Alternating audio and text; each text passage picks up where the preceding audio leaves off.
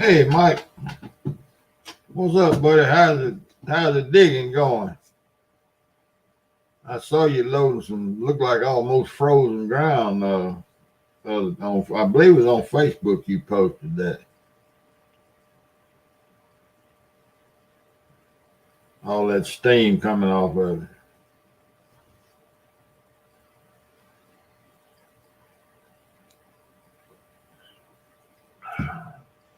Boy, you putting in the hours. I know that.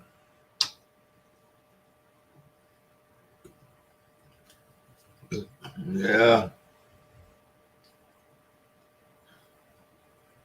I never have run a track hoe, but I ran a backhoe for I guess 3 years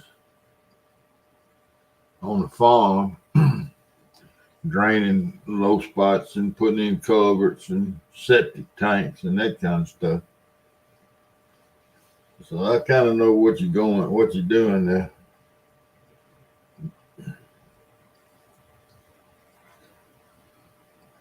Yeah, 19 degrees. It did look like asphalt. It looked just like asphalt, hot asphalt.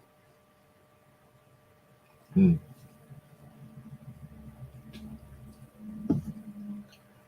Yeah. There's a link up there. Come on up if you want to visit a while. Uptown Chrissy Brown.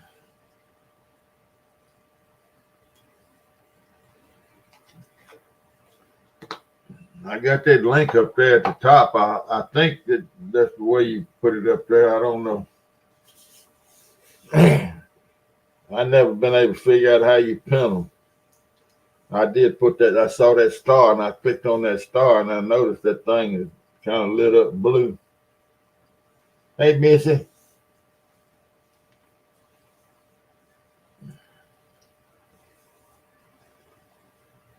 Yeah, yeah. I bet it was. Hey, Pepper. Johnny ordered me 2 bottles of Birdie's pepper sauce from Trinidad. I got it in last week. One of them is a 5 flame and one of them is a 3 flame. And it's pretty good stuff. It's hot, but it's pretty good stuff. It's good on a sandwich. Uh, I'm gonna make a bowl of chili here next week or the next time it gets cold, and I'm gonna heat it up with that hot one. But it's the kind of heat I like. It burns, but then it goes away. It don't just sit there like battery acid and try to eat you up. Birdies is the name of it. Bertie apostrophe S in Trinidad. It's scorpion peppers. Yeah, I know you do. I've seen you eat the mighty hot stuff. Good gracious. And a bunch of it.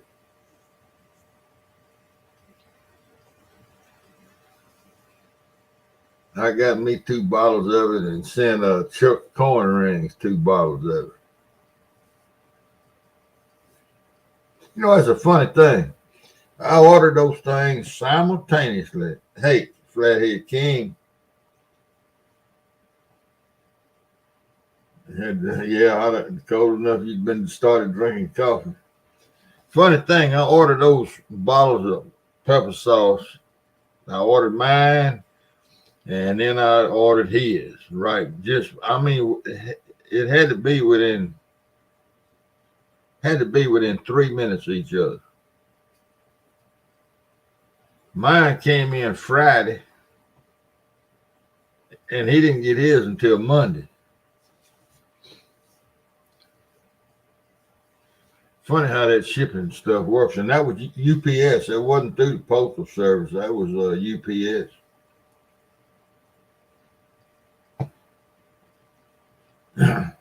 But I went metal detecting this morning. I had a pretty good morning. I hunted about an hour and a half. Found a real nice 1820s, 1830s flat button, and a Civil War infield, Confederate infield bullet, and I think 3 pistol round ball pistol bullets. That's a pretty good morning. It was fun.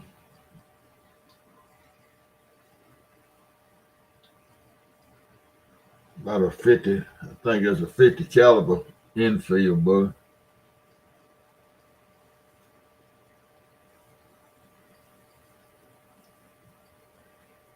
Yeah, I had a good morning, Johnny. I don't. I used to go out at daylight and hunt all day long and carry my lunch and a backpack and all that. I can't handle that anymore. I can make it about, I don't know, a couple, 2 or 3 hours on flat ground, and as long as it's flatter, 2 or 3 hours about it. Hey, look, did Troy do his jig tying video today? I forgot about it. Did he do it? Anybody watch it? You watch it, miss it? Wasn't it the day he was gonna do the jig tying?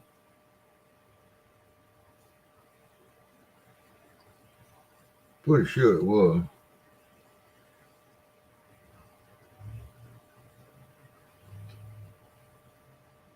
Yeah, did he make a video of it? I'm gonna have to go back and look at it. I missed it.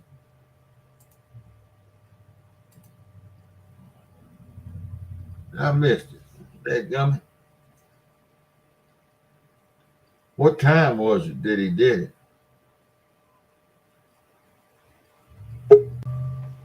There he is, right there. Hey, Troy. Hey, man, I missed your video. What time did you do that today? At 1 o'clock. Well, it's just about the time I got home. And as soon as I got home, I had to start running errands. I forgot all about it. And I've been meaning to. I was going to watch that. Well, you go back and watch it. I'll go back and watch it and put a like on there for you. Yeah, I tied about 4 or 5 on there. Different colors. I don't get the big rush. Yeah. Well, I'm gonna have to go back there and watch it. Did you go? Hello, Chrissy. Did you go digging in the ground today? Yeah, I went digging this morning. I left the house about 8:30, I guess. It's about 45 minutes to where I go over in Arkansas, and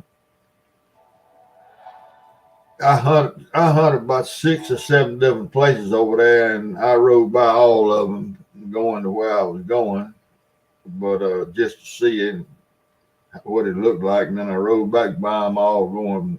I came back a different way and just checking on it to see what the ground looked like. But I didn't do a video. I don't know. I'm not comfortable with doing that. I don't, without somebody up reading the chat. Because I'm gonna be away from the tripod unless I get a chest mount or something. Yeah. But also, I'm scared that telephone will interfere with my metal detector, because that thing I got is real sensitive. It's Well, probably not, but as long as it's not on like a Tuesday or a Thursday when I got a live to do, if you want to go out there and dig around a little bit, just call me on the phone. I'll get up there and read the chat. I'll do it. Okay. I usually don't. Bill. That's Bill Wright. Wow, Bill. I usually don't have too much going on during the daytime. Well, I'll keep that in mind. Yeah. I hate for my catfishing channel to turn into a metal detecting, but I guess that's all right. It's my channel, ain't it? Well, there ain't nothing wrong with doing more than one thing on the channel. Yeah. Uh, Especially in the wintertime. I mean, look at all the stuff I do on mine. No, I know it. Well, yours is not named catfishing, though. It's outdoors. Well, change your name to Old Man Outdoors. Oh, man. Come on. Give me a break. Well, now, Alicia does metal detected and she That's right. fishes. Yeah, I So, know. and everybody seems to enjoy it. Oh, yeah.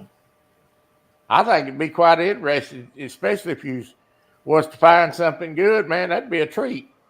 Yeah, yeah. I found two nice items this morning.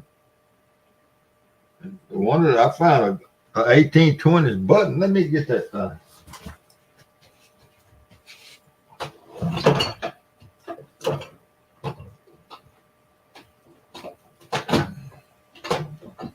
Hey, Steve, Yeah. do you wax your legs? Do I do what? I asked you if you waxed your legs. Oh, I don't have no hair on my leg. This is 1820s now, and it's been in the field for I don't know how many years, but this is a cotton field. I mean, it's been a row crop since. Well, the original land was deeded in 1832, I believe. And I don't know, but I'm gonna try to hold it up here. Look at the gold that's still on that button. Can you see? Put it on full screen so we can get a good look at it. All right. Is that it? Yeah. Now it doesn't have the shank is missing off the back of it, but look at all the gold that's left on that button. It's just a smooth flat button. That's the one side of it. And let me see which side that is. Yeah, that's the side the shank would have been right in the middle. Look at all that gold still on that button. You say you found that today? Yeah, I found it this morning. Yeah, see, that's what I'm talking about. I think people would enjoy that. That'd be a nice find to do on a live. Yeah. Hey, Alvin and John Boy. Yeah, and I found a. Well, let me see if I can get it out. I just dumped it all in here. I keep all that stuff. Oh shit! I got a jar full of things from that particular site right here, and it's down and fell down in there. I imagine. Yeah, it's down in the bottom. I'll have to pour everything out of that jar. I found a 50 caliber. Oh, Jimmy Graham. I found a 50 caliber British Confederate Enfield bullet. Just in the same. Well, just feet from that. Oh, there it is. Just a matter of feet from that button. You never know. That rifle bullet may have knocked the button off. Well, this bullet hadn't been fired. It's been run over, been plowed and hit it a bunch. Let me hold this thing up here a little bit. Yeah. Plowed and hit it a bunch, but that's a Confederate Enfield bullet. Smooth and no rings or anything on it. That was a Confederate bullet. Probably made down in Texas. But yeah, and I found some 3-round pistol balls, 2 different calibers. But yeah, I had a pretty good morning for no longer than 100. Hey, Chris. Jimmy Graham. I did pretty good for a guy that ain't tied a jig about 5 or 6 months. Yeah, well, I guess kind of like riding a bicycle, eh? Well, I only been doing it 30 years. I mean, you done something 30 years, it's hard to forget how to do it. There you go. Yeah. But I hadn't been going, fishing because the place closed down. So I hadn't been losing no jigs. So you don't need to tie in. There you go. Well, yeah, and it's like I told them today on live. Everybody uh, worried about buying them, and losing them. Well, it costs so much to buy them. Uh, if you had a jig in your tackle box longer than a year and you hadn't lost that son of a gun in the brush, you're not fishing with a fish jar. Oh, okay. Jig is made to catch fish, not to hold on to it forever. Yeah. That's why, because you got to be fishing down there in the brush to catch him crappie. Yeah, that's what I understand. I don't know anything about it, but I got a buddy that crappie fishes a lot, and he talks about it. Yeah, Missy Kennedy started tying. I seen some of Missy's jigs. She makes some nice stuff. I hope that gives you some ideas today about some supplies that you can use and save you a little bit of money. I really do like that. I really do like using that paracord, spraying it out, and make a tail out of it. It's so cheap. Paracord. Yeah, I use number 95, and you can buy that stuff in just about every color they make, including multicolors. And it makes a nice tail, and it's cheap. Them doggone hackle feathers and stuff is at the fly tying shop. They high. Yeah.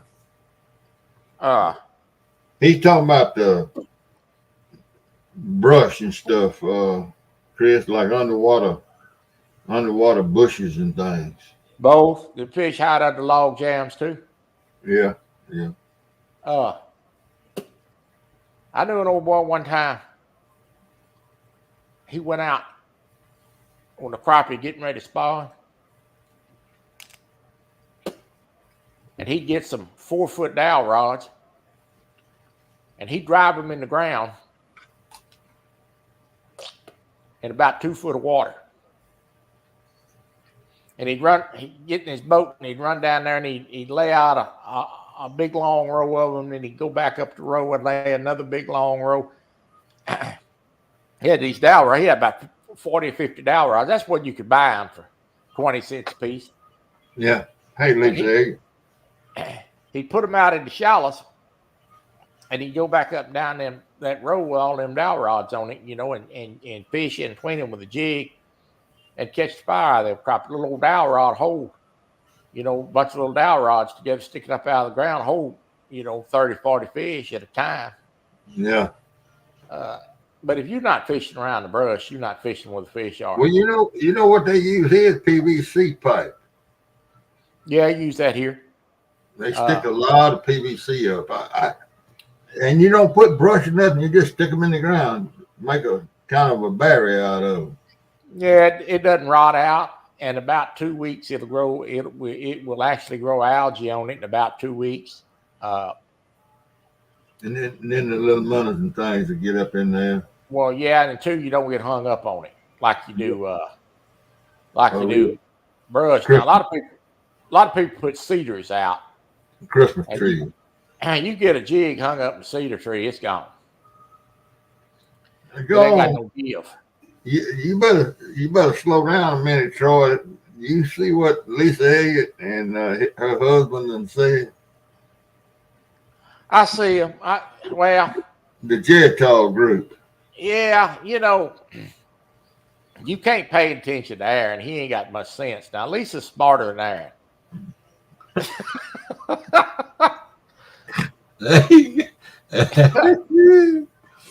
Boy, howdy. That boy, he gives me a fit. I'm gonna tell you, he's always lurking in my life. He's always waiting to pounce as soon as I make a mistake. Yeah, that's right, Chris. They go around I've seen them going around picking them up off the streets and They carried them out there and throwing them in the water.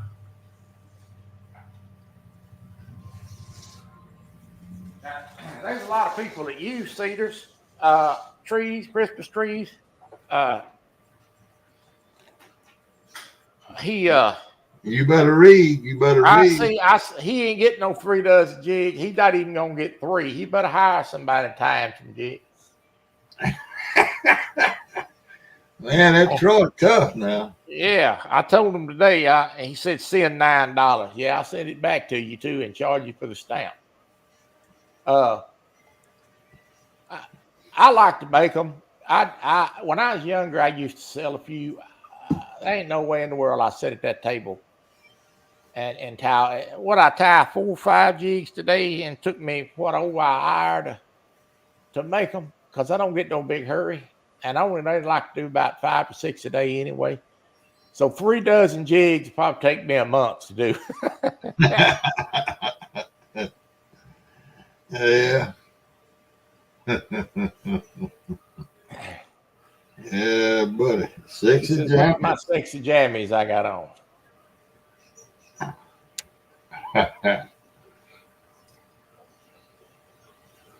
Yeah. But they put cedar trees in. You know, cedar trees, they put them in green. They got a smell to them. They run them fish off for a while.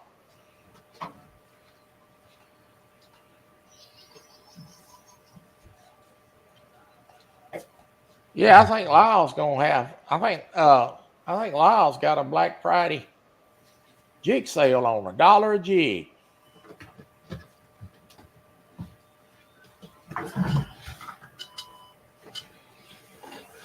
Yeah. I don't know. I hadn't. I used to use them to catch skipjacks, but when I discovered the sabiki rigs, that's what I started using.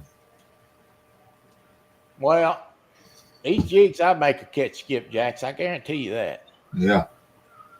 Uh,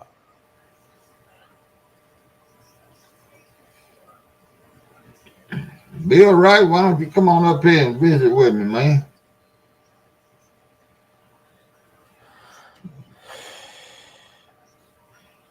We can have more than 2 people up, 1 person up here.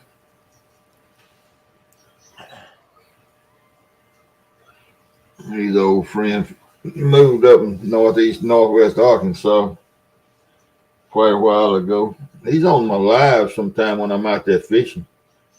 yeah. But he had never come up here and when I was on the computer. I know a lot of people that would like to probably get started in tying jigs. That's kind of why I done that today. Kind of, show people that you can do it really without spending a whole lot of money. But they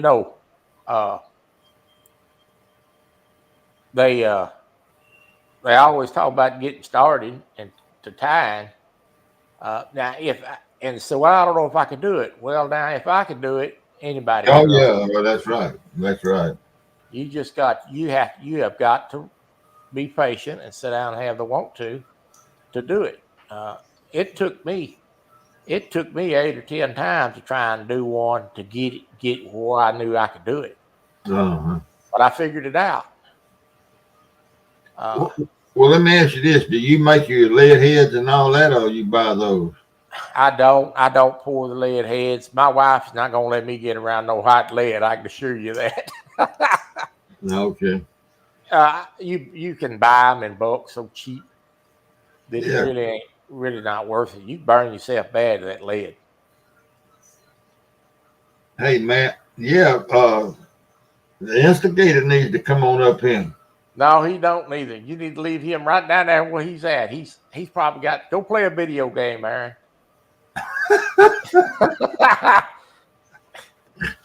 If he comes in the basement, just close the door and leave him down there, huh? If he comes up here, Missy's got to come up here because I know he'll give me a break and aggravate her for a while. Oh, okay. I had him on my live the other night. I saw. Yeah. Yeah, I saw him. Let's see now. He was fishing off the dock. Yeah, now Didn't he lose a good fish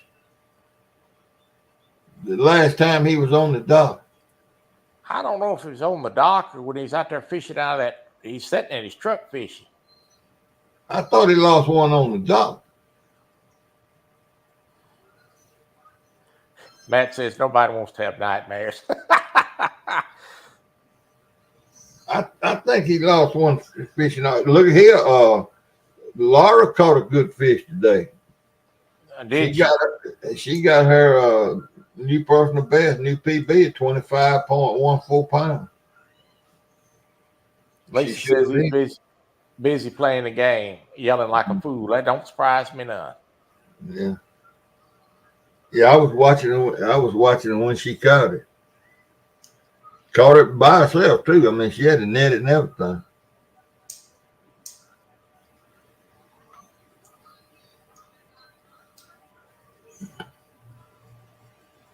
Yeah, she's on cloud 9.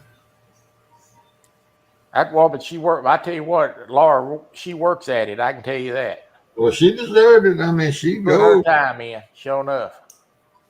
And she been on a hike. Her and some gal been on a hike, and they had to take a break. I think both of them on the injured reserve list. So Laura went fishing today and caught that 25. I didn't think she's gonna get it in. I thought she was gonna break it off the way she was fighting that pole. She finally settled down, and she barely. Her new PB, Yeah, Alvin says 25 pounds. yeah, 25.14. That's great. She never did hardly pump that rod in, and she was. I thought sure she gonna break that line. John Boy, you can get one. What you need to do is go to limits, like a limit of fish, limits tackle. That is owned by a man named Steve, and he sells starter kits, and he's very reasonable on his prices. He'll get you you get a vise from him and the materials you need to get started, and it doesn't cost a whole lot to get started. And it's limits tackle. And if you can't find him, you send me an email. It's on my community tab, and I'll help you get in touch with him. There you go, John Boy. There you go, Matt. Matt put a link up in the chat. Yeah, Matt's the man. He knows Steve. Thank you, Matt. I think did Matt finally get him a deal? He did. Little 4-point or 3-point or something. I think it's a little bit bigger than that. I can't remember. I've seen so many deer here in the last 4 or 5 days.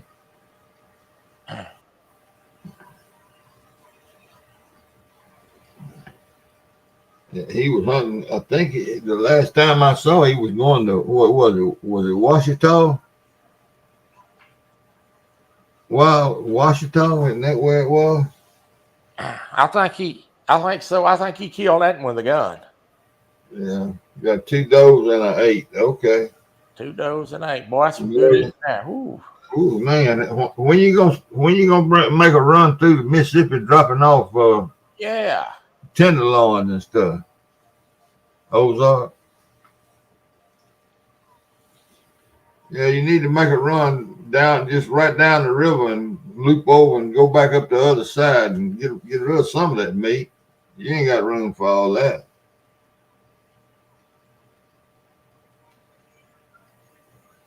I had a girlfriend one time asked me how in the world I could shoot a defenseless deer with him looking at me. And I told her, that deer looks at me, the only thing I see is steaks. I don't see an animal.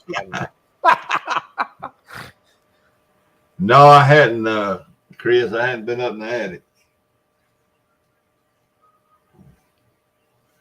Yeah. Ozark National Forest. Where is that located, Matt? Okay, Chrissy. See you later. Y'all have a good Thanksgiving too. Is Ozark? Is that over there by Perryville?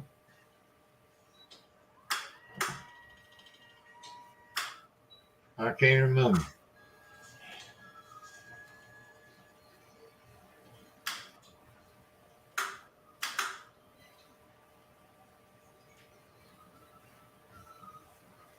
I guess I could look on my phone.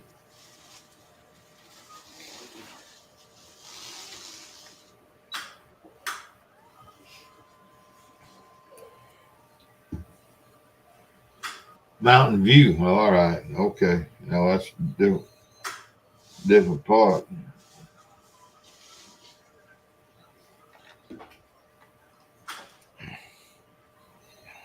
Yep. Mountain View. I know where that is. I've been there before. Which one of them is Grandpa Jones? That's Mountain Home where Grandpa Jones had that place. That bluegrass place.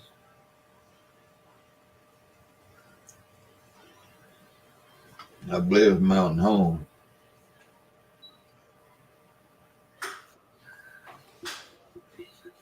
Yeah. Hey, you probably got a bunch of these folks gonna start tying their own jig. People that crappie jig. But you know, Oh, I yeah. don't know. I don't know what a dozen minutes cost in other places, but you know, they dad burn near $4 here. Okay, Mountain View here. That's where Grandpa Jones had the place, I reckon, in Mountain View. I get the two mixed up. I've been to both of them, but I get them mixed up.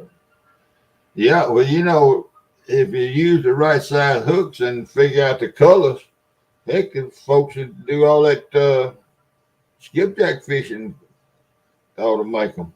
Well, yeah, you pay $4 a dozen for minnows, and you know, and you know, you're not gonna catch a keeper every time you catch a minnow. I mean, put a minnow on. Yeah, You might only catch one keeper out of a dozen minnows. Well, before you know it, you got 3 crappie, and they cost you $12. there you go. Uh, you don't have that problem with jig fishing. Yeah, didn't somebody? No, that was string bean that somebody killed. They killed string bean.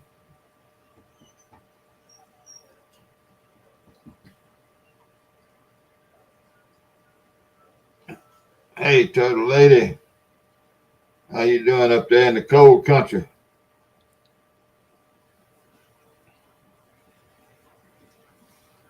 Boy, it was nice down here today. Golly, I didn't even have a hoodie on. Nothing. I had a long sleeve shirt on and my Carhartt overall. Yeah, we starting to rebound from the cold a little bit here last few days. Yeah. Well, we supposed to be raining all through Thanksgiving down here, though.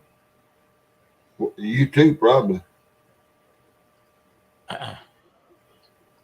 Maybe that river of yours to catch some water. Oh, it's rising. Is Yeah, I came across a river coming back today. Came across a bridge, and it was two boats going up and one. No, it's three boats going up and one coming down. And the two boats coming up, well, one's on one side of the river and one's on the other side of the river, waiting on that southbound to go by. And they wasn't doing that. They wasn't doing that a week ago. Well, there wasn't hardly any southbound running. And it just wasn't hardly any southbounds coming down the river. I guess because they couldn't get out of this darn thing. They couldn't get out of the Ohio, maybe, I don't know. Or couldn't come down to Mississippi. I don't know why. It's very, very every day or two you see a southbound. No, I think they kind of quit dredging because the river's on a pretty good rise. They had, I guess every dredge in the United States was running back a month ago, though. I'm sure they was. They were all over the place. South, South Carolina, they look beautiful. Yeah, got a sunburn, okay. Yeah, I tell you, we had 4 or 5 pretty cold days down here for us. Yeah. Yeah, it's cold here for all last week. For this time of year, it was unseasonably cold. Too quick. We usually don't see the first frost until after Thanksgiving, and it Oh, I happened. know it. It happened 10 days before Thanksgiving this time. Yeah, yeah, sure did. We I got to water my I got to water my garden tomorrow. There you go. I got these I got these grandchildren coming in here. Some of them will be here tomorrow evening. And I went up to Lowe's this afternoon and I got me big bags of topsoil, 5 bags of black cow manure, 6 bags of sand, and a bag of triple 13. They're gonna have to unload it. They loaded it for me up at Lowe's, and it's sitting out here on the truck. When they get here, they're gonna have to unload it. Yeah, I understand that. I can't pick anything up. I'm on Yeah. a 15-pound weight limit, and if I pick anything up, man, I can pick up the dirty clothes hamper, and I stand a chance of having to take pain pills for 4 or 5 days. I get bone spurs on my vertebrae and sciatica. But that belt, you ever heard of that sciatica belt? That sciatic belt they make? They make a belt to put around your waist. Yeah. I bought me one of them last year. That thing is a lifesaver. I wore it this morning out there in that field. They work. They work good. You know, it sure ain't no joke. But I tell you, that belt helps, Chris. It's a brand. I bought mine from through a rehabilitation center here in town, and he doesn't believe in but one brand, and I can't remember the name of it. And he ordered it for me. He told me that's the one that'll work, and it sure does. But what the thing is if you got problems with that sciatic nerve, what happens as you get older, your hips loosen up, and that nerve gets pinched. A herniated disc. Good night. What did he say? Said he had a herniated disc. It's 90. Uh-huh. What did Matt say? Oh, he said he let his bloodhound out, and he said there's a buck standing across the street, and that dog took off. Took him all day to get him back to the house. Oh man. Yeah, I'm telling you. He show back up about feeding time, Matt. I raised it. I bought a pick of the little coon dog from I can't remember a place in southern Illinois. I mean southern Indiana, right across the river from Louisville. No, yeah, I think it was Louisville. I can't remember the name of that town. Small, wasn't it? It was a pretty good sized place. But anyway, this old boy had some of the best dogs in the United States at that time. And I gave him $300 for his pick of the litter female from this female that he was breeding, breeding. And sight unseen. And that little old dog come in on the airplane 6, 8 weeks old. And she got up to about 5 months old. Good looking dog. And I started carrying her, it was in the summertime, and I started carrying her with my good dog, and she took to it right away. And my old dog got run over and killed. And now I was with a 8 or 9 month old dog, nothing to train it with. Me and that dog walked a many miles together. And you talking about can put a deer in high gear. I no telling how many nights I left my coat laying on the side of the road and had to come back and get her because she just wouldn't quit. And she treated her own coon at 11 months old. But if she got in deer, she just couldn't stand it. And anyway, I broke her. I borrowed a shot collar. Hey, Curtis, I borrowed a shot collar, but she get out of range of that shot collar in a heartbeat. And I finally broke her with what a chemical they call High Life. I don't know if anybody knows what it is or not. But it's a chemical. Humco used to make it. You can't buy it anymore. That you put on grain bins.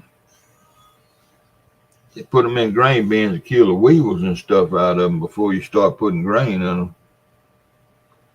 And I bought me a can of that stuff and rigged up a deal in the woods there on a logging road, and I broke her from running deer. It didn't take but one time, and then she had a litter of puppies. All right, so now, and I told y'all the other night the male dog I kept died. I kept the female, and the female was gonna be a stem whining dog, but she was just like her mama. She loved them deer. Huh. And old sis couldn't stand the pressure. I'd turn him dogs loose, and that little old dog would get on a deer. That puppy would get on a deer, and Mama couldn't stand it. Lord have mercy! Now it was all over again. And I've been hunting 3 or 4 years in thick deer. I mean, thick deer population, and she wouldn't touch them. She'd go right on. So I hate to say it, but I started rough handling when I could catch it. I'd just stay, I'd go and head her off, and I'd catch her, and I'd be pretty mean to her. And I got rid of the little female because I couldn't stand it. But then sis was still, and she died when she was 17, and when she was 15, still running. I mean, she was a fast and go yonder dog, and you'd hear off out across there, hit a couple of chops, and you know what a deer. But she wouldn't run it long, and then she gonna go find a coon every time. When you finally found her, she'd be off plumb out of here. And when you finally got where you could hear, she'd be treed. You know, she remembered that rough handling, and so she turned out she was a good dog. But boy, I had a couple of years with her there when she was on those dead. It was tough. Yeah, Trigger. That's his name, huh? Well, I got to tell you, you got to be in good shape to run them dogs.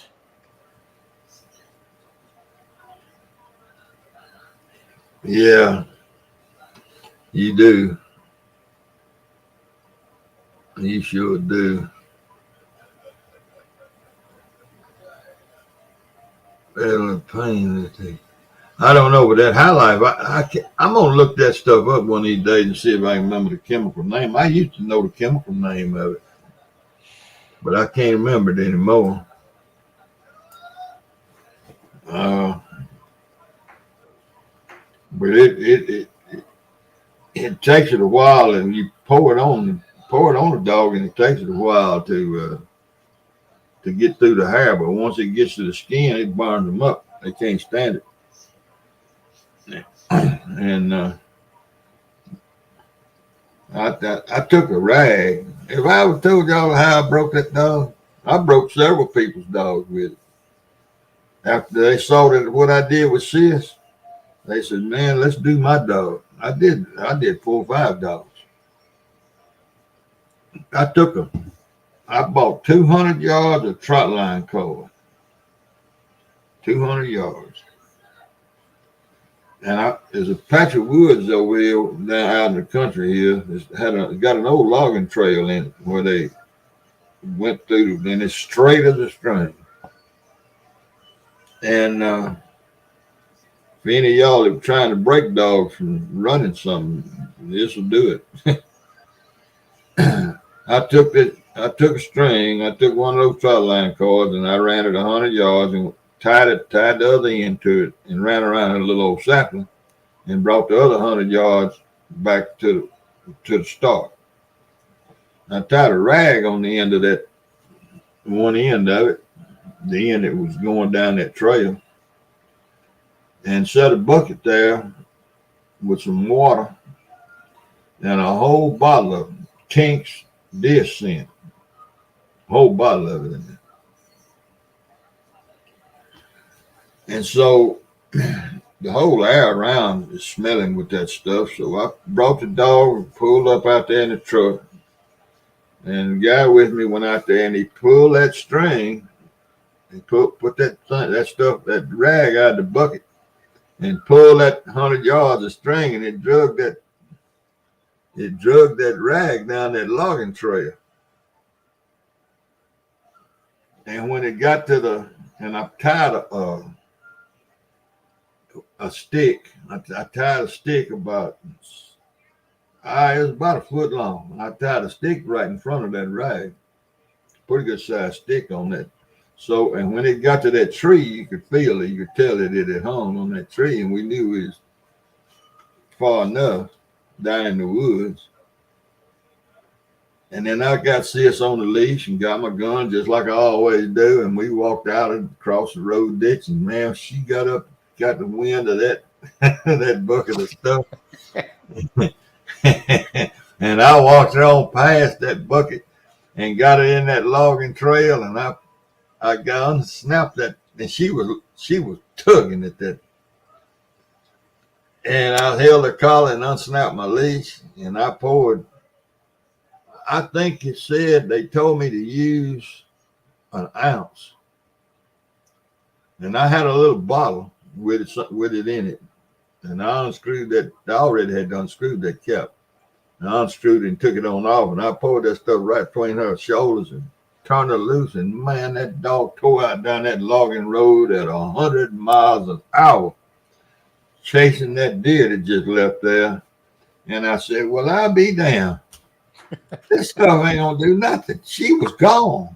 And about that time, she let out a yodel that it was blood curdling. I mean, it was absolutely blood curdling. And she went off through them woods screaming and made a circle. And it was so bad that I thought to myself, surely she ain't jumped a deer. That's how fast that dog was running and screaming. And made a loop and went back out on the road. And I said, damn, she gonna get run over. There's a little old country road. But anyway, I run back out on the road, and she was in the dog box. She was in the dog box. And I said, well, this stuff must work. And it don't last long. It don't last about 20 seconds, 30 seconds, as long as it burns. So I talked to her, and she came out of the box, and I rubbed and pet on her. I said, what's wrong, girl? And I put her on that leash, and we went right back to that road. And look, man, that dog had her tail between her legs. when I walked in, and I walked into that logging road and turned her loose, and she went as straight down as far as she could get away from that logging road. And she didn't run another deer till them puppies got her going again. Be quiet. But she She wanted a sure, drink. That's all she wanted. She wanted a drink. Now she wants to go back to bed. I thought my cat had been barked when I heard that. What did he say? See, hey, that's like a bad cold. He just pops in and out. Mm. But if you want to break a dog and you can get a hold of some of that stuff, man, it'll do it. Every dog that I used it on. Of course, one guy got mad at me. I told him, I said, it's gonna hurt this dog. This dog's gonna think the world is coming apart on him. I'm not gonna play a game. But it broke him. Thank you. That dog sound like he got trouble. What kind of jig catches a lizard? What I tell you? See, that's what I'm talking about. You see what he wrote? I see. He it shows up like it's a bad cold. Yeah, I see what he said. See, I look like a lumberjack. See that? Go back to playing your game. Be quiet. He looked like it needs a chainsaw, don't he? Yeah. That's only that burn color of these things I can buy. Was it in plaid shirt? Yeah, it's either that or flyers, and I sure ain't gonna wear that on here. I'll never hear the end of that. You heard saw what Alvin Lewis posted up here a while back, didn't you? Yeah. Get out, get Troy. No, well after that. What? I'm gonna go back up here and read it. You missed it. He told somebody to get Troy to make him some jigs. Let me see. Let me see if I can get there. Help. Ain't no telling what Alvin Lewis liked to say. Now I'm fixing to tell you that. You didn't say anything. Oh, that's it. He said, "Oh, just pay Troy 25 cents each, and he will make them for you." I bet you I don't. I was looking up at the ball game, missed that. Ain't no telling what Alvin loved to say now.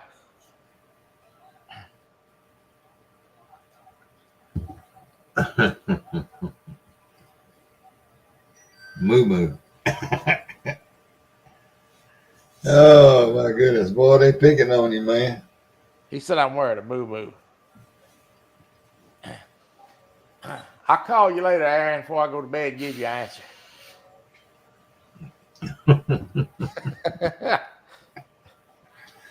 Yeah. Y'all lucky I didn't do that live in a moo-moo today. I started once to. Missy says she ain't learned how to tie the lizard jig yet. Yeah. I seen some of her stuff. She does a pretty good job. How long you been doing that, Missy?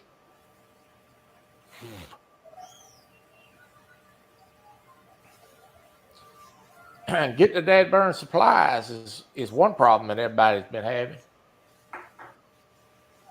Shortage of jig tie and stuff, just like the shortage of everything else. Really? Yeah. They use a lot of squirrel tails. Hey, Bug. Oh yeah, anything. Ain't really Don't anything. they use a lot of squirrel hair, squirrel tail hair? Yeah, deer, squirrel, feathers, craft fur. And you know what? I even use embroidery floss. That stuff that you embroider with, that colored floss stuff that these kids make these friendship bracelets out of. I pulled about 25, about 24 inches off her and fold that in half about 3 or 4 times just to get the thickness. And I'll tie it on like a tail and cut the loops out of the end. It makes a great tail. And it's so cheap. I go to Walmart and buy mine for like $1 a piece, and good Lord, I can make 50 tails out of $1 worth of stuff. Oh That man. fish don't know. That fish don't know the difference in that. Like I told him today, that fish he can't read. He don't know where a jig come from Bass Pro Shops or where it come from. That's like all these you know, all these most of that stuff is made to catch fishermen. They got all these lures with all this glitter and glowing paint. And, man, it's a lot of that stuff's made to catch fishermen, but it's all in what you have confidence in, I guess. Yeah, yeah. I don't know anything about jig fishing. I never been crappie fishing once. She been About 4 or going. 5 weeks, they sure look good for 4 or 5 weeks.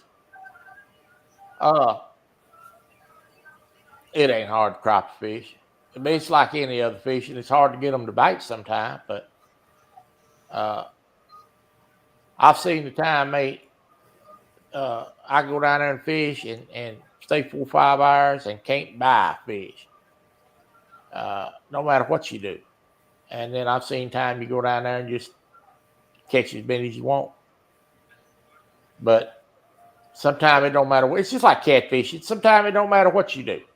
You do Yeah, everything right, and it just nothing happens. That's just yeah. the Well, way it is.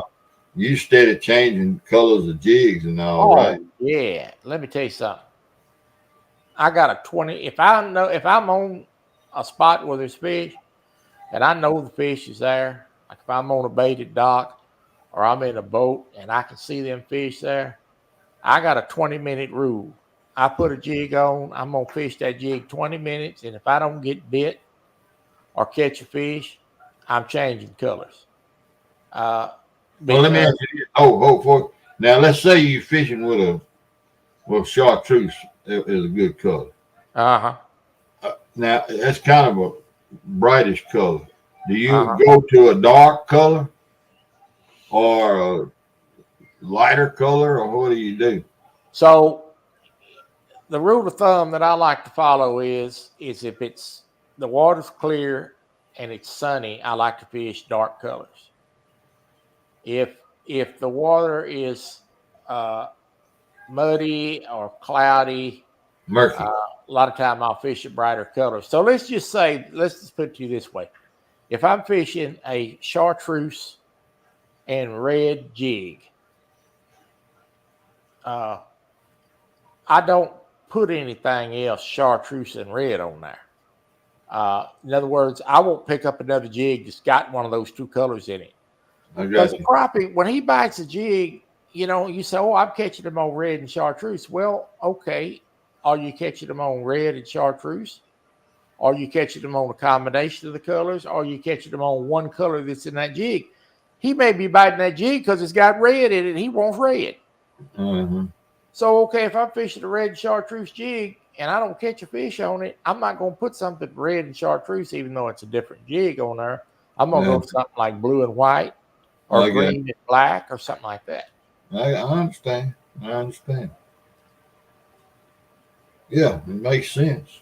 But I may, and I may run through 10 colors before I find something that they'll hit consistently. But if I fish at 20 minutes and I know I'm on some fish and they don't hit, I move on. I may try that jig again later in the day, but I bet you I got 500 jigs that I carry with me, and any tied jigs that I carry with me any given time I go fishing. I got you. Yeah, I can see where you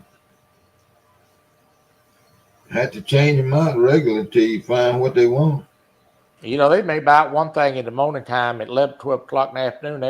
They might totally buy a different color, and that's because the sun's at a different spot, or it's cloudier, or sunnier. They just weird. Crappie's a weird fish.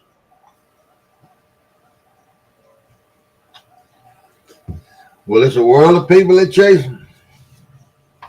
Well, that's because their tastes are dad burn good. They sure do that now. I'm gonna give them that. I like them. I like them. Yeah. One of these nights, I'm gonna get up here and put some of my relics up here and let everybody look at them. I bet Troy glows under a black light. See what I'm talking about?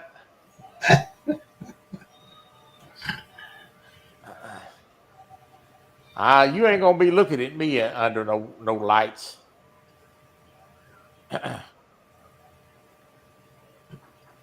You got a question there, Troy? Now, are you steady retrieve or jigging along the way back to the shore bounce off by? Well, I'm gonna tell you, it. I got about. I fish vertically most time. Now, if I'm casting from the bank, I generally don't do neither. Generally, the best way to fish for crappies is with a slip cord, and that way you can adjust the depth. And I'll throw that out there, and I'll try it 4 or 5 feet deep, and then I may go out 6, 8 feet till I find them. But most times in the cold water, they're going to want slow moving bait. The slower, the better. And the spring and summertime, they want you to work it a little faster so you can get by with casting and reeling. But most time, I'm either fishing vertically in a boat or on the dock or using a slip cord. 90% of the time, when it's really cold outside, I'm holding that jig dead still. I may only twitch it every 20 seconds. A lot of times, they just hit it sitting there. They don't want you to move it a lot. They flaky. Well, it makes sense. It's cold. They cold. They don't want to chase nothing too much. Well, yeah, they have to burn energy. The metabolism is low. Yeah.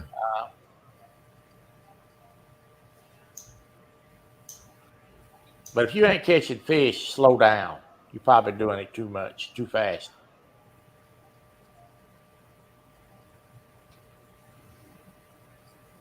I like to eat them jokers. I'm gonna tell you, I can eat a mess. Yeah, there ain't nothing wrong with crappie now. No. Sure. But I like to eat catfish too now. I'm gonna tell you. I probably eat catfish twice a week. I like it too. I end up ordering it from the restaurant because I ain't got no fish to eat, but I still eat it about twice a week.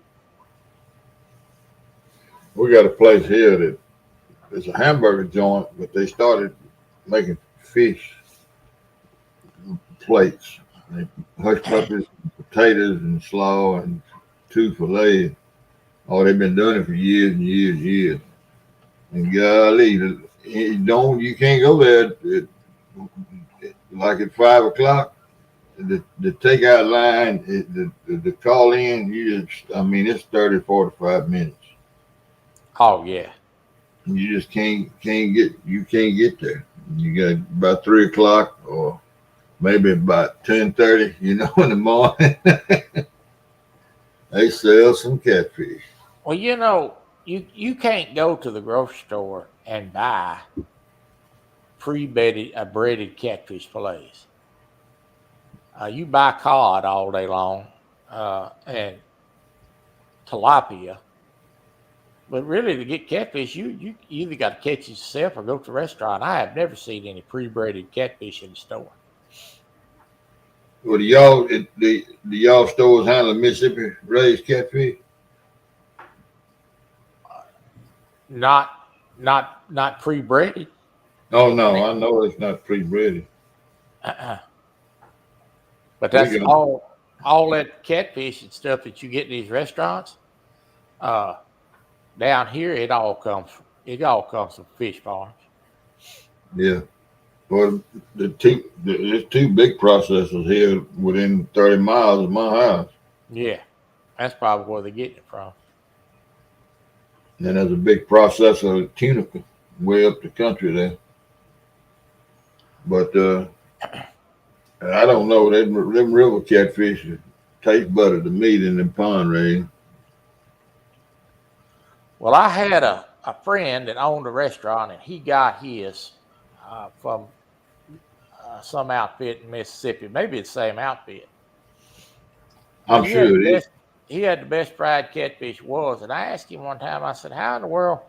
Where do you get this fish at? It's great fish." He says, "Listen," he said, "I buy this fish from fish farm," and he says those people what they do is when they feed those fish until they get to a certain length, and then they'll net a couple of catfish out of there, and they'll fillet them right there and fry them on the spot. Mm-hmm. And they got a man that taste tests them, That's exactly right.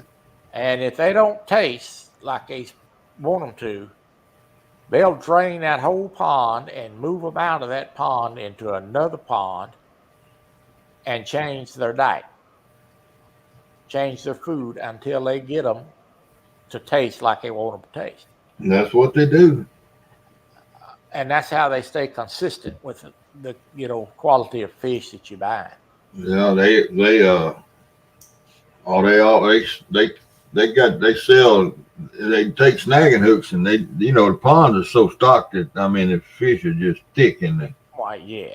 And they snag to 3 or 4 and carry it to the plant. The taste testers at the plant, at the processors, they throw them on ice and carry them over there. They call it taking a sample, and they cook them right there, and that guy test them, taste them, eat them. I bet he gets sick of eating fish. I need to have that job. Yeah, man. But they do. They'll change their diet just like you would a hog. You know. Put them on the fattening floor. That's right. We had a big feed mill, Western, something Western. I can't think of the name of it, but it's right over here about 20 miles east of me. They where they make all that catfish feed, and they run ponds too. They got ponds there in their complex, and they're constantly changing that feed to find, try to get one that keeps the fish. They call it off flavor. Mm-hmm. All flavor. That's right. That's what they call it, and they try and develop a feed that more consistently keeps the fish on flavor. You see, those fish that they're processing are about 3/4 to a pound. Yeah, they're not all that big. No, that's the size fish that they are seining.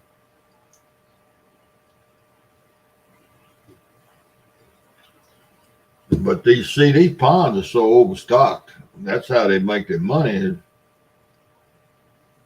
Is by the population is about, let's see, 2x or 3x. It used to, sometimes it's 3x what the pond should have. And they got aerators in those ponds that now most of them, they used to be on tractors, and they had to run around there and back them tractors in with them paddle wheels on to generate the oxygen in the water. Then they went to the floating ones. They floated out there, and they were hooked up to electric. And now they got them where they can turn them on. They don't have to be at the pond. Used to that they'd have a night man that had to ride in ponds all night long, steady checking the oxygen in those ponds. And then and he'd have to crank up all them tractors and put them in the ponds. And at certain times of year, that's a tough job. But now they got them where they got on their cell phone. It'll give them a notification that certain pond is getting low, and he just hits a set of numbers there, and it turns aerators on in that pond from home. They don't have to be out there like they used to. Now, it costs a lot of money to get that done, but a lot of the guys have done that now. I went down to Walmart one time. They had some frozen catfish nuggets. Just nuggets, of catfish meat. Wasn't no breading on them. And I thought, well, I'm gonna buy some of this to try it. Man, that's the worst. That's the worst fish I ever ate. I'm fixing to tell you that stuff wasn't fit to make cut bait out of. Huh? It was the most horriblest tasting fish. It muddy tasted. They didn't left the skin on part of it. Oh Lord. Ah, Lord, it was bad. And Well, let me ask you, what is the deal about you wanting it breaded? fried fish. So I know, but I mean pre-breaded. You don't want to bread your own? Well, I don't mind bread my own, but I ain't been catching no fish to bread. Yeah, but man, in I'm lazy. fillet, I'm lazy. yeah, I like it to be breaded. That way I can just drop it in the grease and cook it. You know, I yeah, do my crappie that way a lot of times. You know, a lot of people freeze crappie in water. yeah.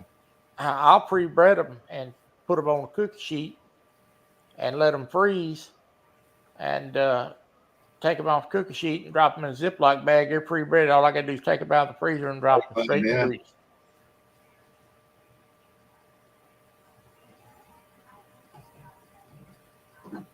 yeah. I don't know. I never bought any pre-breaded. Of course, I really never have bought any catfish from the grocery store. I've always had been able to use my own if I used to. I done got tougher and tougher now. Don't buy none of them great value catfish nuggets. Yeah. I can tell you that ain't no good. Look, man, if I really want, I can get all the catfish I want. Just I got too many buddies that got thousands of acres of ponds. Yeah. I can get. I don't have to buy them. I may have to clean them, but I don't have to. I don't have to buy them. Yeah, but like I said, I like the wild fish butter. I always have. But there's a restaurant down in Manchac, Louisiana, called Middendorf. I don't. If anybody's ever been to New Orleans down 55 Highway, Interstate 55, you go right by Middendorf. It's famous down here in this part of the world. You know what I mean? And it's 4 hours from me. But anybody down here that goes to New Orleans, they gonna eat either going or coming at Middendorf. And they slice their fillets on a meat slicer, and it's so thin you can almost read through it. They'll slice a 1 pound fish fillet. They'll slice it 3 times. That's how thin it is, and they soak it in mustard, and then they batter it and fry it. And I'm telling you, man, and my oldest son, when he was in college, his fraternity brother was a nephew to the people that own Middendorf, and he worked there in the summertime. And he gave me the recipe. He gave it to Reed. He gave it to us, actually. And that's the recipe I use. And boy, you talking about some kind of good. And that's the way. But I can't get my fish that thin. But I get them really, really, really thin with it. And just every time I cut, I sharpen that fillet knife. Next cut, sharpen the next cut. And I had to constantly sharpen the knife. But I usually get by when I order catfish to eat. I usually get by from Chicken Express. Y'all got Chicken Express there? nah, They have fried catfish. I usually get 3 pieces, and I'll eat 2 for dinner that night. And the next morning, I'll get up, fry me an egg, and eat that other fillet. eat that other. Yeah. Yeah. No, Chris, I don't use anything but Zatarans. I use that Zatarans fish fry and mustard. And I might. Sometimes I pour a little I'll buy a can of Budweiser and pour it in there with that mustard to thin it up some. It's not much though. And stir it up real good and then dip them in frying like that. I usually make mine out of cornmeal and Tony Sastri's Creole seasoning. Yeah. I use Zatarans. I use Zatarans instead of toner. I know But now, just hey, how. Go ahead. yeah, no, go ahead. I said I know just how much to use. I've been using it so long. I have used that. I have used that toners before, 2 or 3 times. But I don't know. I like that Zataran. And Zataran makes some frozen Cajun dinners too. Mm-hmm. And, I like the beans and rice. well, I like the gumbo, and I got a stack of it in the freezer now. And I like the jambalaya. It's pretty good. Them trouts about them jigs you making, Missy. Them trout like them jigs. Especially if you're making something out of a 1 32nd ounce jig, they like that.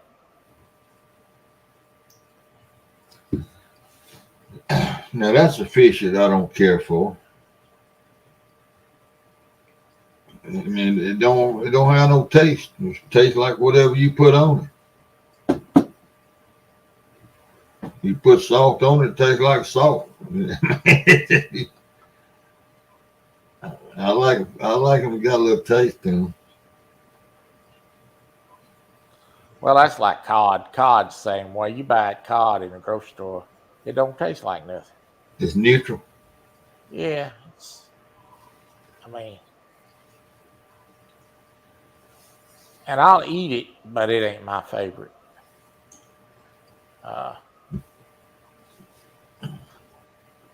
And a lot of people say they don't like the way like tilapia. I don't mind tilapia. I think it tastes pretty good itself. But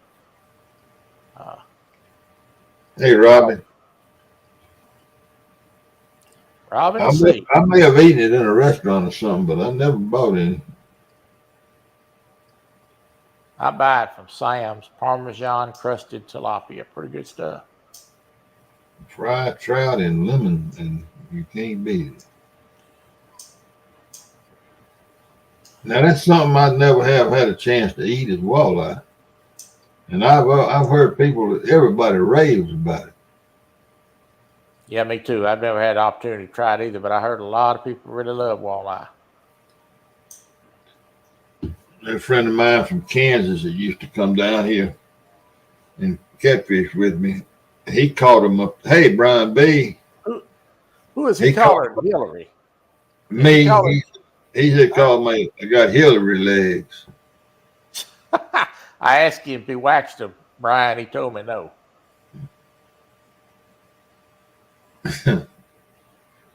Yeah. That's another one right there. You ain't no telling what they love to say. That's that Brian B. I'm glad he finally got off of the government dole and got a real job. I got tired of my tax money going up there to support him. I know some of my taxes went to pay him. Oh my goodness. That gum freeloader. Got him a job now. You don't see as much of him as you used to.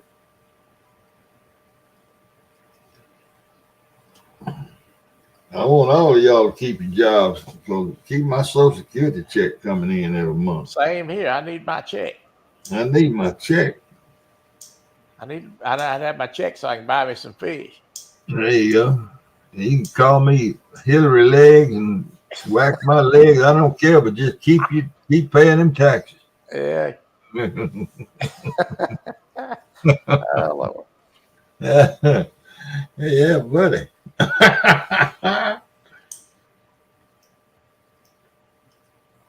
And I went up there when I was 62. 62, the day or two after I turned 62. Kay and I went up to the Social Security office, and she was already 62. But I want her to go up there with me because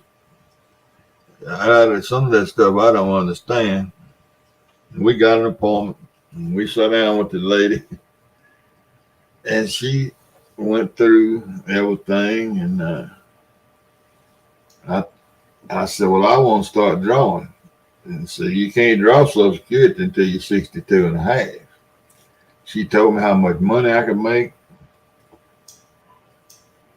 Yeah, I am. I'm gonna watch it. You come in peace. Okay, well, I'll be quiet.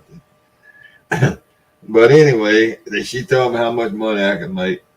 And I told her, all right, and I signed all the papers. Yeah, Brian, he I comes ain't no in. telling what that man loved to write. Sure enough. Yeah.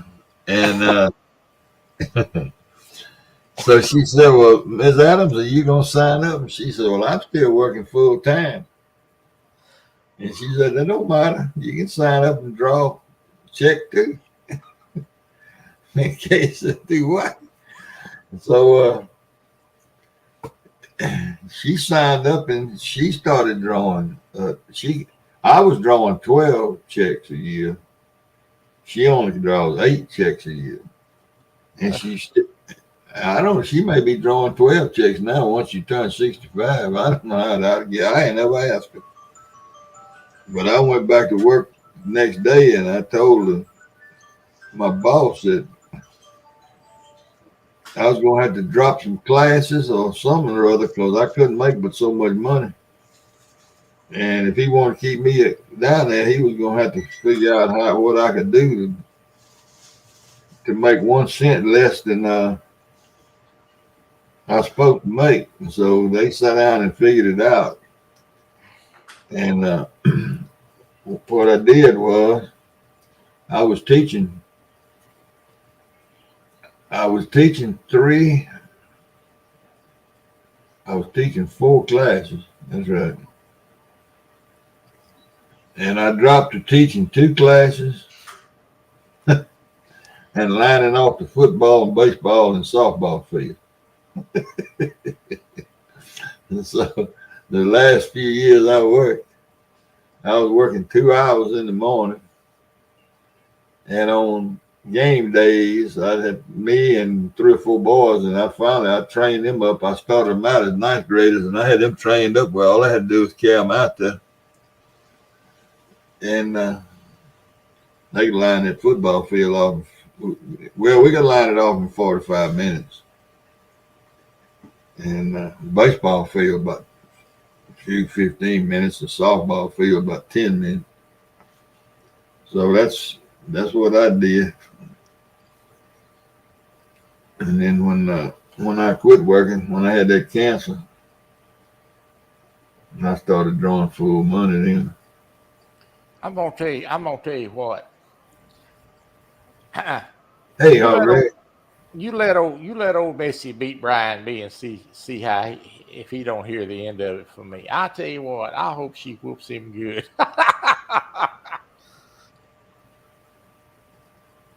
Yeah, I'm glad you call him old because he is old. I've watched him age since I've been a member of the community. Oh, he's getting old He fast. done got old fast, hasn't he? Sure Yeah, has.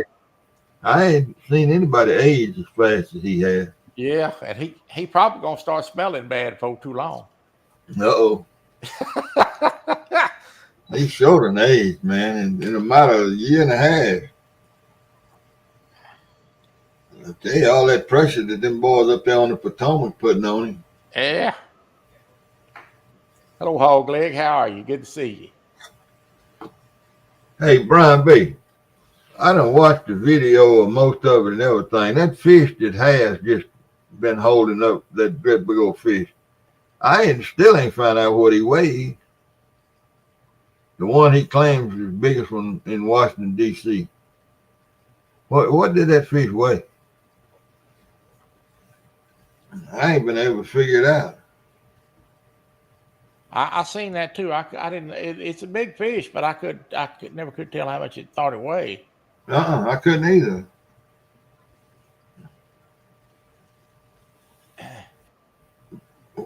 Who beat me? No, I was talking about that fish has fit. Oh, that was a 60-pound fish.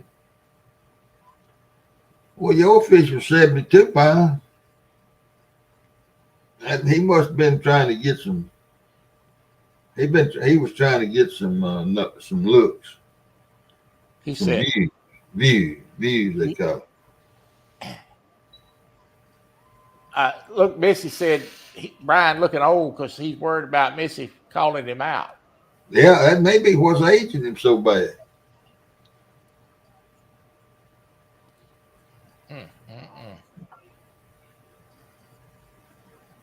He done got so old.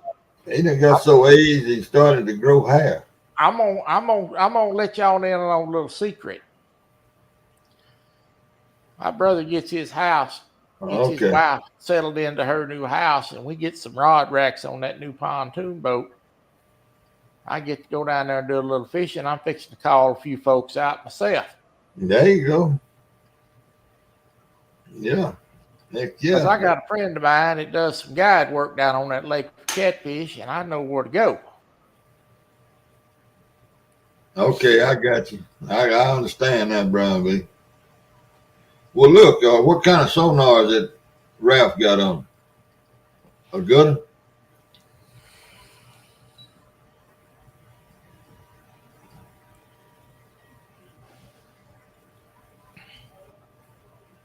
Do you know, Troy? What's that? I said, what kind of sonar is that Ralph got on it? Oh, you talking about my brother's? Right. I don't know. I know it does have it on there, but I didn't really get a chance to ask you. I was coming back from Galveston now when I went on that trip. We stopped by and looked at the boat, but he says it's relatively new fish finder on it, so shouldn't be too much trouble with a friend of mine know where to go fishing at. We just got to get out there. And I need to get a rod rack, and I'm gonna need to get some lights for that boat too. He ain't got no lights on it. He's asking me the other day what kind of rod rack, and I said something that'll hold the rod. It's pretty simple. He said, well, what kind of rod rack do you need? I said, mine's my left hand. I got it in my hand. Yeah. You hold yours, huh? Yeah, I hold my rod, you know. Well, look, you ain't going to have no generator on there, though. If you buy one, if I can tell you what kind of light to get now. I'll send you all that information in the email. That'd be fine. That'll work because I need to start getting some things put together because he's wanting to go catfishing. That's probably gonna be first thing we probably gonna do. He's wanting to buy rods and stuff to go catfishing, and he wants to put a rod rack on the boat. I'm gonna let him do all of it. I ain't gonna slow him down a bit. Let's go fishing. Well, I'll send you. I made myself a note. I'll get that stuff together and send it to you, and with an explanation. Because I found out that that light that I bought has been holding up good, and as long as you take care of it and pay attention. In fact, I bought an extra LED bank with it. Mike Turner. Mike T.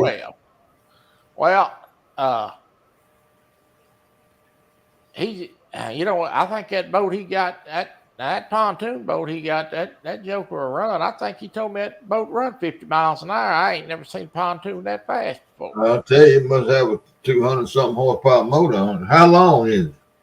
It's 22 foot. He must have a big motor on it. Evidently he does. I asked him, I said, you ain't gonna run it 50 mile an hour with me on it, are you? I have no interest in going that fast. Heck no. No. I don't know. That's fast for a pontoon. He said in the past, it's Troy's bedtime. That doggone Brian, he says that all the time. I asked him the other night if he thought I lived in a nursing home, because I stand up past my bedtime. Waiting on somebody to holler lights out. Yeah. Lights out in 5 minutes. Hey, Brian, I got 52 more minutes. And then I'm out of here.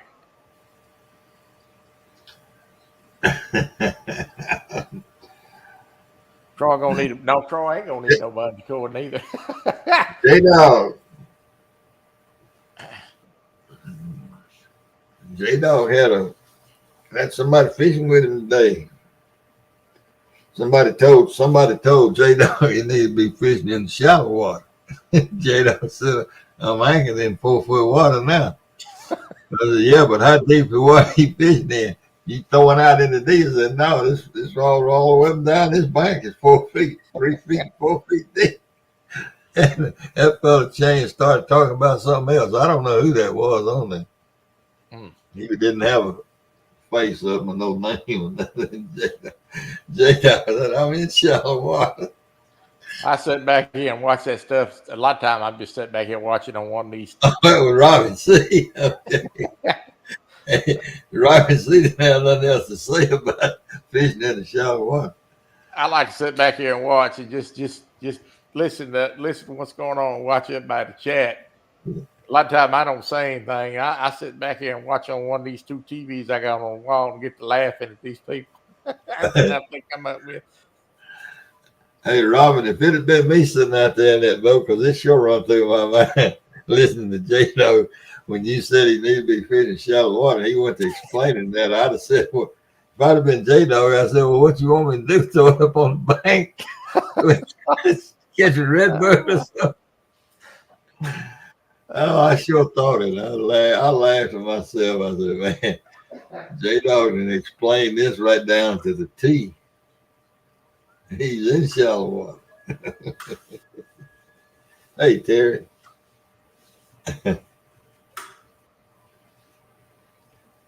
Yeah, I watched quite a bit of it. I had to go do something else. I bounced around. I watched the same time that J-Dog was fishing. Laura caught her personal best. I happened to be on that and get to see that. Saw that.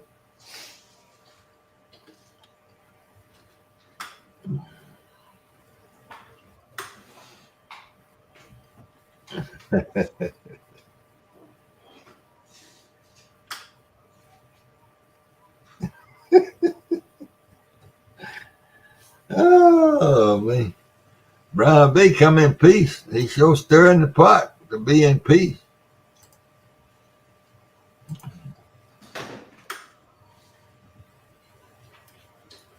Stirring the pot. Oh, I try to watch everybody, J-Dog. When it's 2 or 3 people on, I watch 2 or 3. I bounce back and forth, and then I play a hand of cards, and then I'll go back through the YouTube. And then if somebody gets talking about they caught a big fish, I'll go back and scroll back through the video and see it. I mean, I watch all of it.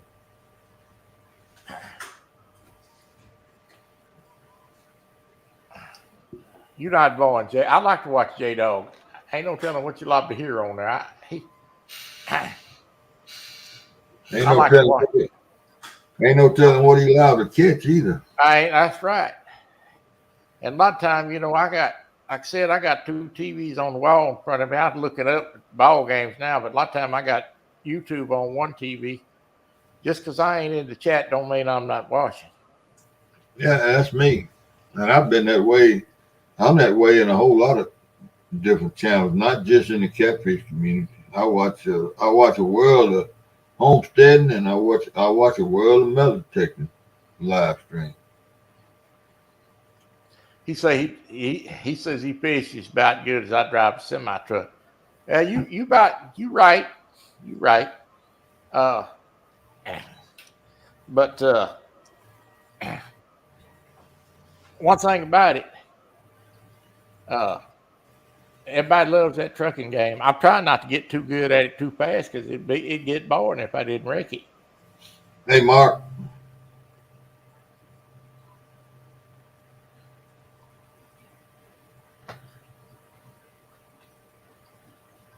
Yeah. Catfish and crappie. Mark, did you catch them walleyes that you had on that picture today or this week, or that old picture? I mean, walleyes. Hey, Yellowfin. Oh Lord, Yep. Keep on talking, Troy. you just couldn't leave it. You just couldn't leave the dad burn button alone, could you, Steve? I said I'm off. I'm off. So I'm gonna bring it. Come you on. gonna bring it. How you doing, Brian B? Hey man, I can't complain. Other than J Dog did a fantastic live. I think it was very entertaining. No fish caught, but you'd have never known it because it was entertaining. That's right. Always is. Come on, Robin. I don't want to fight. I'm not gonna fight you, Robin. Not yet. I'm gonna wait till you get home and get a good night's sleep. Brian B, did you see Laura catch her fish I was in J Dog's all day the whole time? from She when he caught. started outside of my supervisor coming and checking on me. Other than that, I was in there. Well, I want to know, Brian, what have you done to these women to get them on you so bad? They just, when you talk trash and they call themselves talking trash, that's what they do.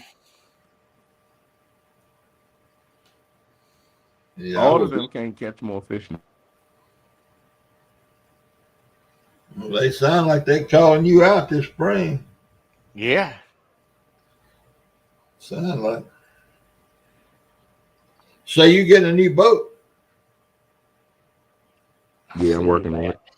it. You get a new one or a good? No, it's not going to be a new boat. No. It's going to be new to me. I wish well. Are you going to have to hit the motor with a hammer? Nope. I hope not. I laughed when you done that. I thought that's so funny. I did too. Hey, I wasn't hitting the motor. I was hitting the starter because Hitting the the starter start. wasn't Hitting connected. that starter. But guess what? The whole time it was the ignition. Well, what kind of motor has this boat got that you're looking at? It's three. I got two in my eye. Yeah. Could be another one. Honestly, one got Mercury, two got Yamaha. No, boy, don't pass up the Yamaha. No, They are. You just can't beat them. I'm you said telling you. don't pass it up. No, if you got a choice, get the Yamaha. Yeah, I got it. It's all in what I decided to get. The I do Yamaha. like the Yamaha better because it look a little better and it's a newer motor. Well, what horsepower is it? One is a what is it? 125 and one is a 200. Oh boy, you getting a big boat then. Yeah, I'm getting a bigger boat. I'm Yeah. just not letting y'all know what I'm getting when y'all see me out there. He say he got to have a bigger boat when he catches 70-pound Yeah, fish. if see, I'm not comfortable in that bass boat. Right. You know, Yeah. I'm looking at a center car, so everybody tell me don't get fiberglass, get aluminum. But that center console fiberglass is pretty much what is good for me and what I want to do. Me and E out there, it's just us, but we bring a buddy or two out there. It's plenty of room for us to move around. Mm. But then looking at the 18 to 20-foot pontoon. So Well, Well, how long is your old boat? it was 17-foot. And this one's a what? 22. You're looking at an 18 to 20. Well, I'm okay not now. going past a 20-foot boat. Well, now how long of a boat was Chunky's old boat? Chunky boat was a 16-foot. yeah, it was No, 16. Chunky boat was a 16 or a 14. It was 15. Might have. It was. And I think it was a 14. Man, I'd be scared to death going on that Potomac River in a small boat like that. You gotta remember, you look at Chunky and how he acts because he's scared of the water. Yeah. I'm not scared of the water. I took a 17 out there, and I handled up to probably 20 miles an hour wind. When I got to where I was going, I was there. I wasn't moving around. But when Yeah. I had to go back, I went directly back to the dock. You know, I was skipping that water, but Chunky is not. And then I got a bigger motor. Chunky got a 9.9. I had a 40. Yeah, I think his boat on the run about 8 miles an hour. Yeah, 7. He You said know, top speed 7. my wheelchair run faster than that, and that ain't no lie.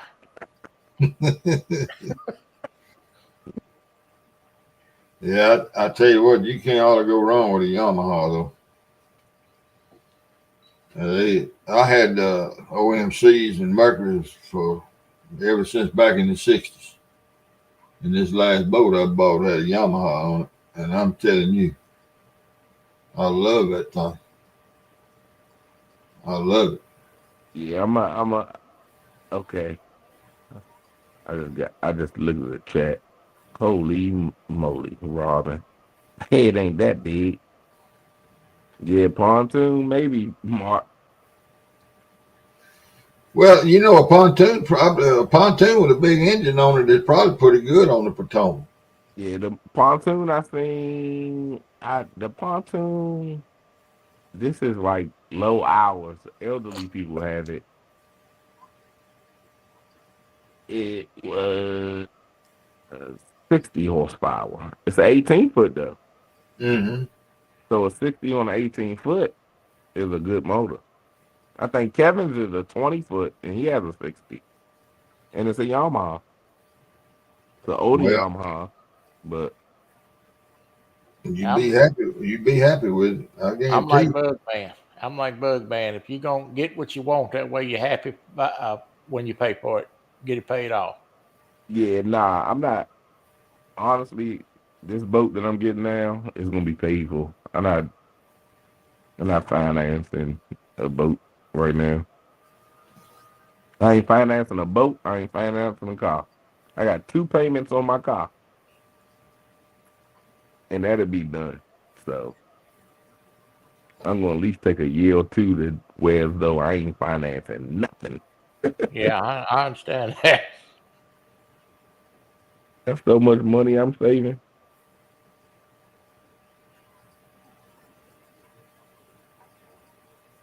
Mark, I found a 19-foot Lund for. It's not a new one. It's a 2000. I want to say it's a 2006 hydraulic seat, hydraulic stern, not hydraulic seat. It's a 16-footer deep V, and the dude won like 6,000 for it or 5,000. But he in 90. North Carolina. So God. if I can get that when I get this, I'm going through the credit union. So once they approve it, if I can get that, I'm getting that because that's exactly what I want, a deep V, and it seats 7. Mm. So Be quiet, Alvin Lewis.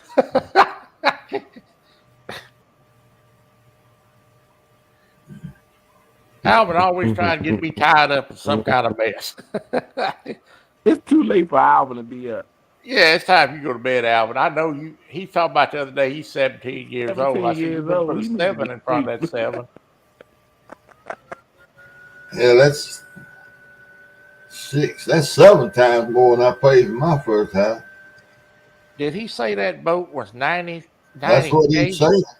God have mercy. I need to find out how much money my brother's got if he paid for that for a boat. Yeah. I mean, He bet. once you put a boat together brand new and want it how you want it, it definitely will cost you. I trust and believe me. Mark, now, I've been I've been I looking. didn't realize they that high. Yeah. Well, It's brand new. once you put that $1,500 depth finder in that spot lock trolling motor, you gonna have Nah. You you know gonna what have a kill lot of you on money, the boat? huh? You know what kill you on the boat? What? Motor. Mm-hmm.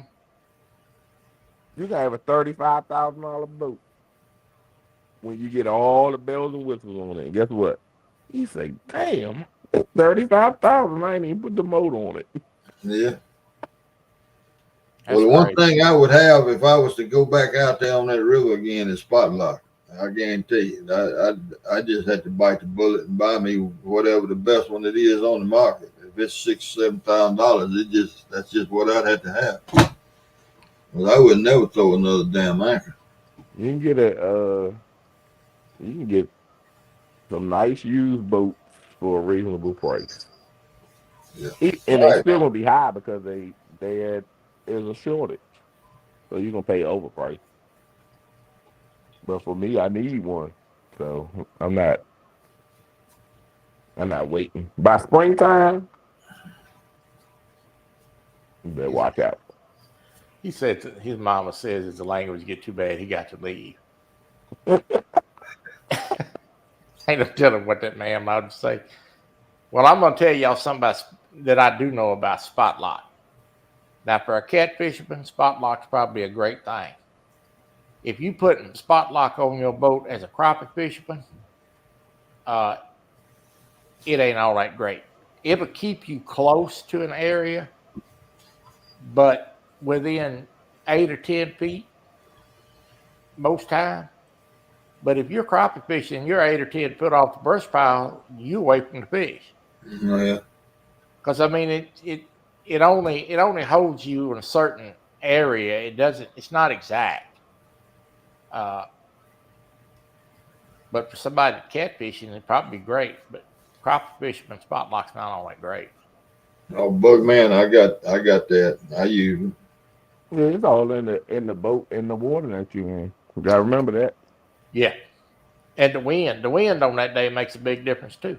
Yeah. See you, bug. Yeah, I've been pulling them anchors with a float for years.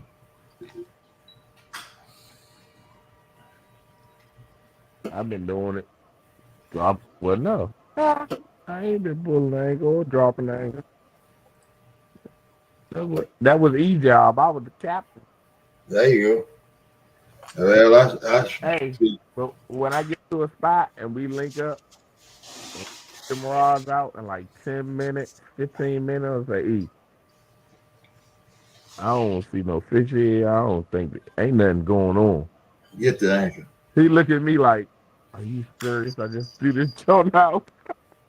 Yeah, Now we in. Now don't let us be in like 50 something feet, 30 something feet, and he got to pull that junk in. yeah. Oh man, he be looking like God dog. He went blood so he could pull him in. I was telling them other night in here, night before last, I guess it was, the heaviest anchor I got weighs 7 pounds. Yeah, We don't have to use heavy anchors in Mississippi, believe it or not, because there's so much rubble on the bottom. You just got to have good claws on it. And then I got a 90. Well, even at 50, even at 50, I had on that last boat would bend the tongs on if I had to. Most of the time, not all the time. And if you get hang on one of them cables that runs out there in that river, you just you ain't gonna make it then. Bug man, you stupid.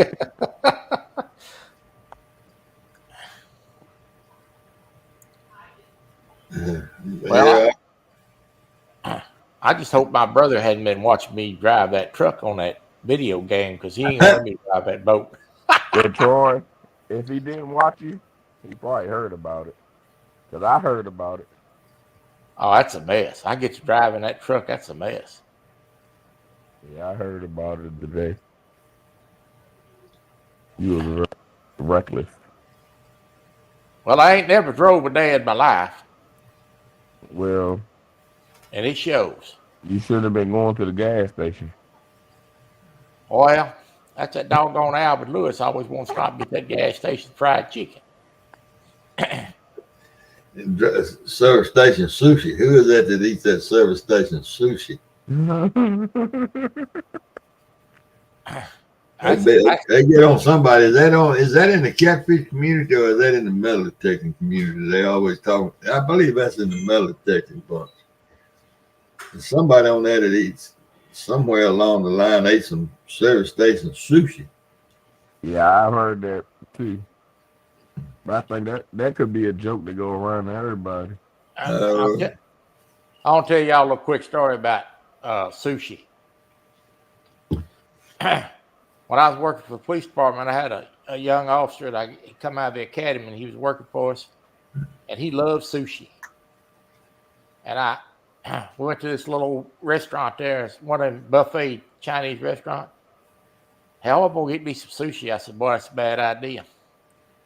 He's like, why is that, Captain? I said, I'm gonna tell you something. You don't want to eat that kind of stuff when you get ready to go on duty. You got all that uniform and vest, gun belt on, man. You eat that stuff and get the runs, you're gonna be in trouble. Well, he's out riding around the squad car and he said, I gotta go to the bathroom. So we went by the office. He didn't say anything. I didn't pay much attention to it. About 30 minutes went by, I got to go back to the bathroom. It dawned on me what it was. Yeah. I was sitting in the car waiting on him. He come out of there and he's sweating. I said, what's wrong with you, boy? He said, Captain, I may have to go home. And I'm like, you sick? He's like, yeah. He said, man, I can't stay off the pot. I said, boy, I told you not to be eating that gas station. I mean, that Chinese sushi. I'm telling you, man. I had to send him home. He said, I got in there last time, didn't think I was going to get that gun belt off in time. You do not eat that type of stuff if you're going to be in a car 12 hours a day. No. Don't eat gas station sushi. Yeah. I ain't gonna, Chinese. you better just be in jogging shorts. Needless to say, the next time I told him not to eat something before he went on duty, he listened. There you go. Yeah. Because when you go to a Chinese restaurant to eat a buffet, and that stuff looks like it's been laying there since Friday and today's Tuesday, it's time to leave that alone. Never No. been to a Chinese buffet. Well, If I go to a Chinese buffet, let me give you a little piece of advice. The first thing you want to do is you want to walk over there and see if the shrimp they got on there has had the poo-poo cleaned out of it. And if it ain't, leave. oh man. All right, my phone making noise. Okay. That means my phone or my service is going crazy. Yeah, you garbled pretty bad, Brian B. See, Mark said don't eat egg salad from the gas station either. No. Yeah. Leave that alone. Yeah, I tell you, I eat several times a week in one of those hot lunch things at the gas stations, but I eat the same thing every time. He say hot dogs is safe. It's got so many doggone preservatives in. You could leave that stuff out, the hot dog out in the sun a week, and it wouldn't go bad. My wife loves chicken livers and chicken gizzards. Oh, I do too. Oh, yes. And there's a place half a mile up the road here from my house. There used to be a gal that worked there. She worked there for years, and she would call me when they were fixing to cook them. They don't always have them. And I tell Kay, I said, they fixing to cook some livers and gizzards up there at the store. You want me to go get you? And I had to go up there and get her a sack of both of them. He said no gas station sushi is what he's saying. Yeah, you don't eat that stuff. I love chicken livers and gizzards. I'll order it from Chicken Express, same place I get the catfish. Uh, Now that fried chicken, I don't ever get the fried chicken. I get the tenders, but that chicken's so doggone greasy. Uh, it's just not very good. But those livers and gizzards. Now my wife says she ain't eating no body parts. She won't eat it, but I like it. Well, I get a taste for livers every once in a while, a couple of times a year. Same thing with sardines. I get a taste for sardines a couple of times a year. But them gizzards, they don't taste like nothing, and they're hard to eat. Yeah, they're hard to chew. So it's like chewing on a rubber ball or something. But them livers is good. They nice and tender. Boy, I love those livers.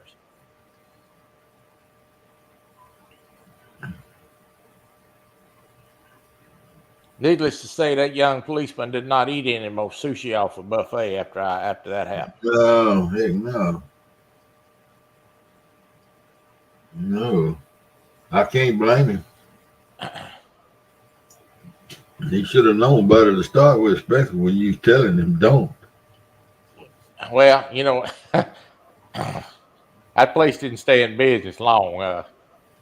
They folded up pretty quick. Yeah, I was kind of skeptical about it anyway, but I quit eating there after that. I didn't eat there, and I didn't eat nothing there anymore. Yeah. Where all is it supposed to rain Thursday? Are you supposed to get it? I don't know. I hadn't looked. I don't think it's supposed to rain. Let me look right quick. I can do that at the same time. I'm on the computer. Let me look at the forecast because I want to see. I hope it don't rain this weekend. I'm supposed to go with my wife to a show. I hope it don't rain me out.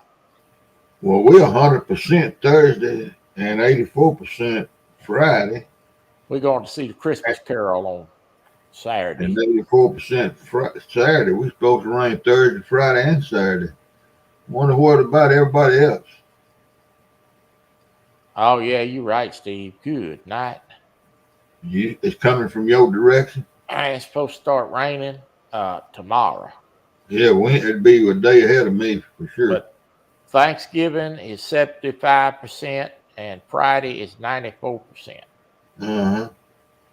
It's going to rain all day Thursday and Friday. Well, I ain't going nowhere, no way.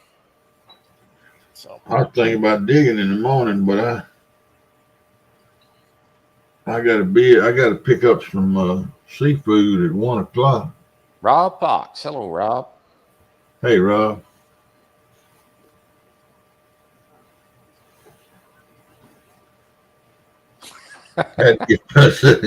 Yeah.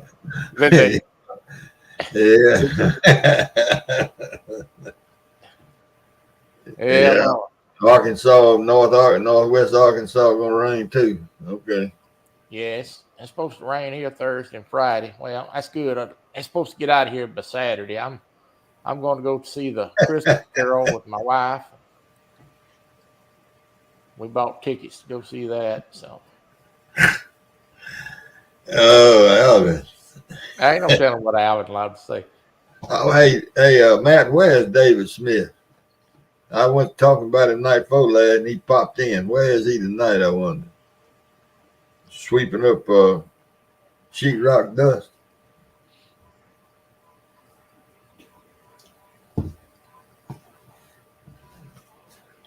He ain't been in here tonight. He's usually around in all of the live stream.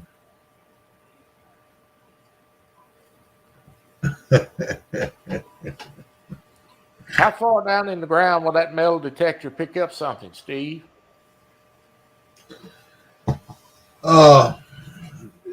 It depends on size. Now that one of those pistol balls I found, I'm gonna say a 32 caliber round ball. That thing was pretty deep. It was I say pretty deep. It was in the 6-7 inch range. Mm-hmm. But now that 50 caliber ball, If it was no iron and stuff around it, just buried, it'd probably pick it up over 12. I've dug them 13, 14 inches. Really? That's pretty good. Yeah. Now, something like a axe head, let's just say an axe head,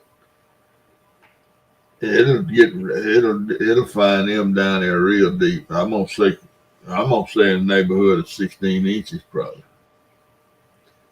And the reason I've dug axe heads that deep, I ain't out there looking for iron. I'm looking for non-ferrous stuff.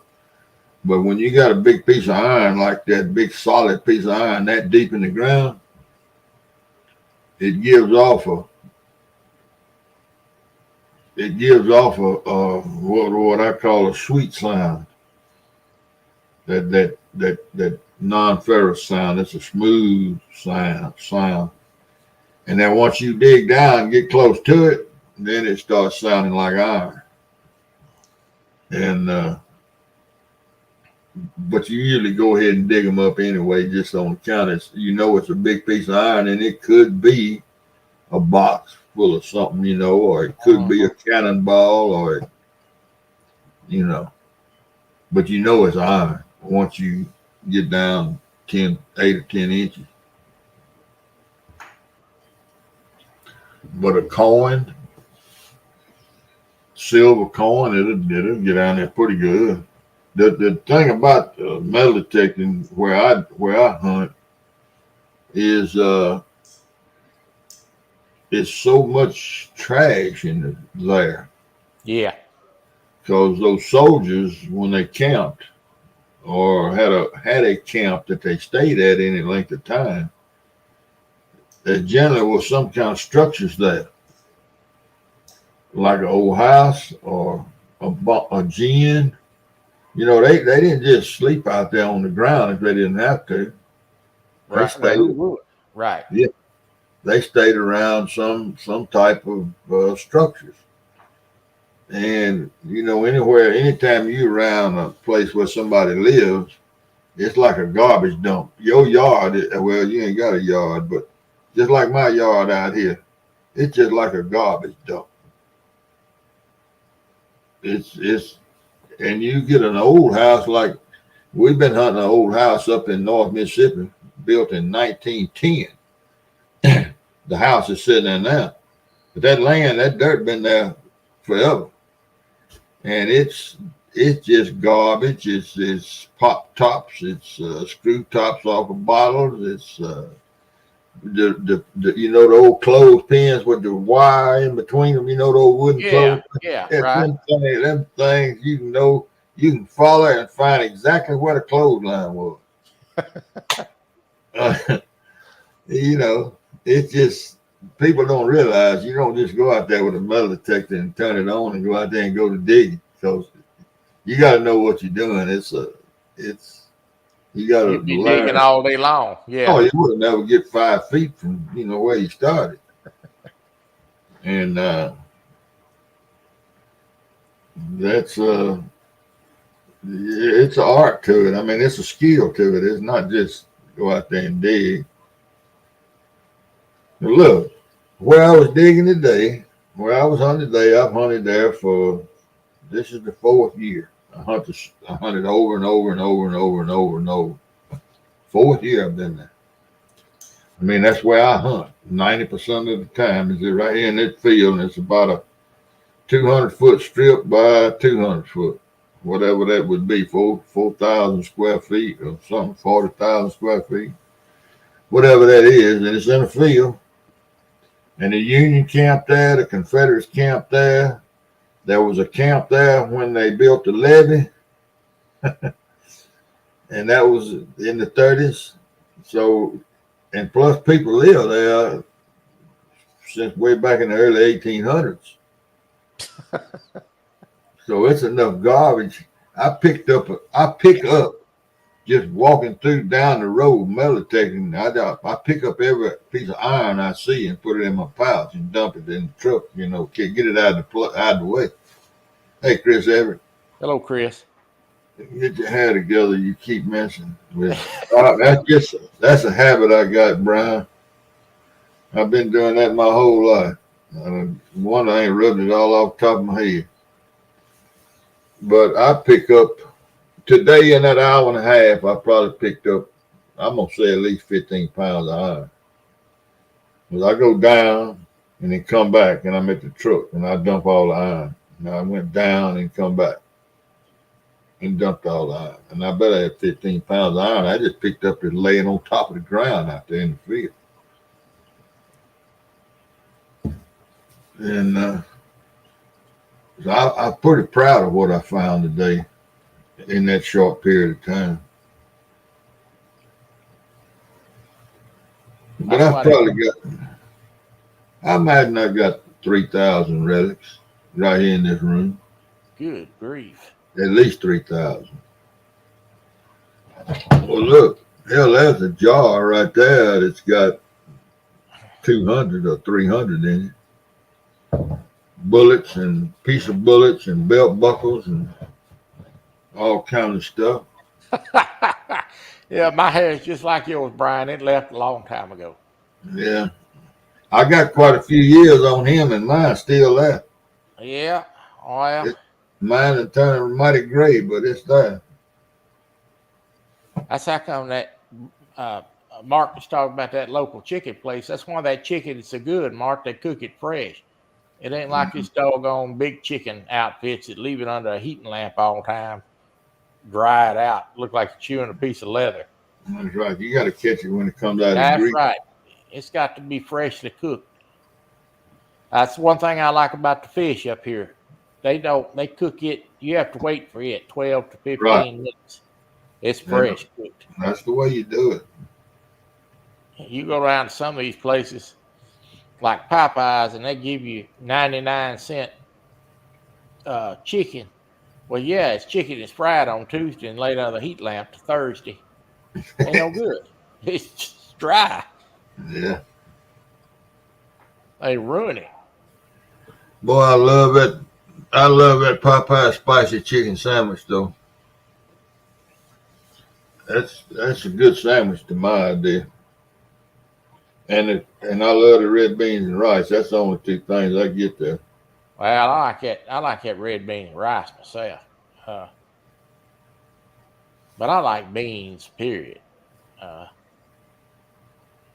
like all kind of beans.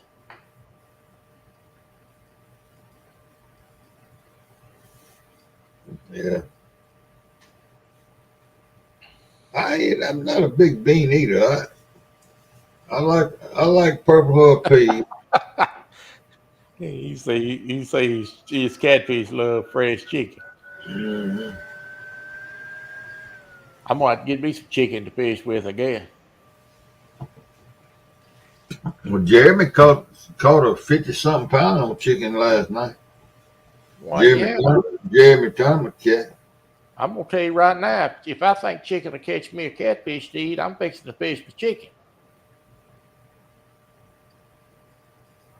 I ain't too proud to put a piece of chicken on the hook to catch a fish. I'm not either. I have used it, but I ain't never caught a fish on it. But I ain't never caught it. I don't catch fish on too much or nothing. Now, I don't fish. Now, I'll tell you, I don't fish with minnows. And it ain't because I'm too proud to fish with them. I'm just too doggone cheap to fish with them. Just like the binder. Yeah. See you later, Rob. Thank you for stopping in, man. I ain't paying $4 for a dozen minnows when I can catch just as many on the jig.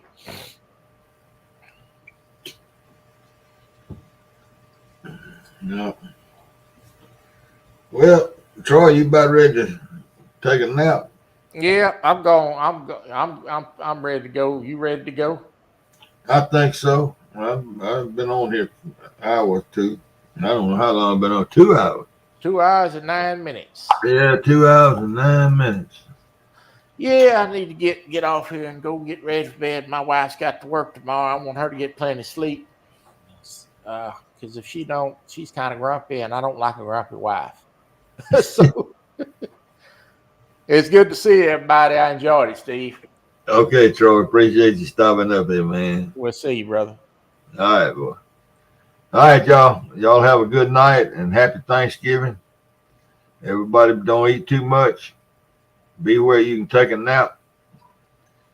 Enjoy your time with your family and be thankful that you're looking at the grass from the green side.